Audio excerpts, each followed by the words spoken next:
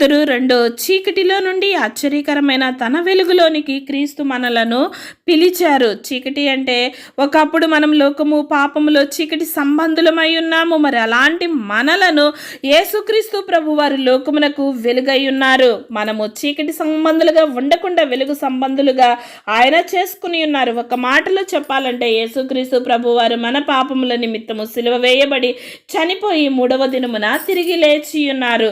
మరి ఎందరైతే ఆయన యందు విశ్వాసం ఉంచుతారో అటు వారందరూ నశింపక రక్షింపబడతారు అని ప్రభు సెలవిస్తూ ఉన్నారు. అటు వారు మాత్రమే వెలుగు సంబంధులు, అంటే దేవుని ప్రజలై ఉన్నారు.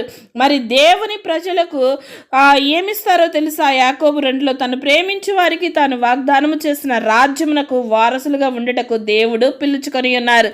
ఈ వారసత్వం ఎంతవరకు ఉంటుందంటే రోమా 8లో మనము దేవుని పిల్లలమైతే వారసులము కాబట్టి క్రీస్తుతో కూడా సదాకాలము వారసులమై